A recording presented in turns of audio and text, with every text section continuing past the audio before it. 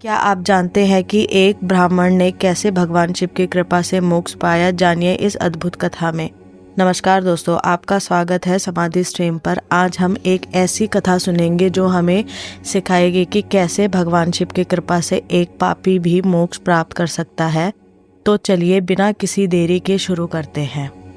श्री शौनक जी ने कहा, आप धन्य हैं सूत जी, आप परमार्थ तत्व के ज्ञाता हैं। आपने हम पर कृपा करके हमें यह अद्भुत और दिव्य कथा सुनाई है।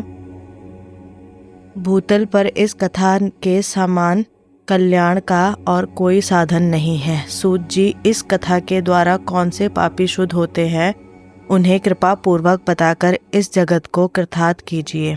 सूत जी बोले, मुने, जो मनुष्य पाप, दुराचार तथा काम, क्रोध, मद, लोभ में निरंतर डूबे रहते हैं, वे भी शिव पुराण पढ़ने अथवा सुनने से शुद्ध हो जाते हैं। इस विषय में मैं तुम्हें एक कथा सुनाता हूँ।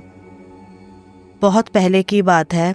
किरातों के नगर में देवराज नाम का एक ब्राह्मण रहता था। वह ज्ञान में दुर्बल, गरीब, रस बेचने वाला तथा वैदिक धर्म से विमुख था। वह स्नान संध्या नहीं करता था तथा उसमें वैश्य वृत्ति बढ़ती ही जा रही थी। एक दिन वह घूमता हुआ देवयोग से प्रतिष्ठानपुर जूसी प्रयाग जा पहुंचा। वहां उसने एक शिवालय देखा जहां बहुत से साधु महात्मा एकत्र हुए थे। वहां रात में उसे ज्वर आ गया और उसे बड़ी पीड़ा होने लगी।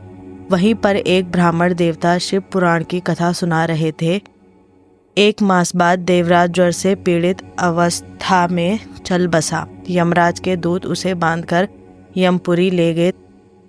तभी वहां शिवलोक से भगवान शिव के पार्षदगण आ गए। उन्होंने यमराज के दूतों को मार पीट कर देवराज को यमदूतों के चुंगल से छुड़ा लिया। वे उसे अपने अद्भुत विमान में बिठाकर जब कैलाश पर्वत पर ले जाने लगे, शिवदूत देवराज को लेकर कैलाश चले गए और वहां पहुंचकर उन्होंने ब्राह्मण को करुणावतार भगवान शिव के हाथों में सौंप दिया। शौनक जी ने कहा, महाभाग सूत जी, आप सर्वज्ञ हैं। आपके कृपा प्रसाद से मैं कृतार्थ हुआ। इस इतिहास को सुनकर मेरा मन आनंदित हो गया है। अतः भगवान शिव में प्रेम बढ़ाने वाली दूसरी कथा भी कहिए। दोस्तों, इस अद्भुत कथा से हमें यह सीखने को मिला कि भगवान शिव की कृपा से कोई भी व्यक्ति अपने पापों से मुक्त हो सकता है।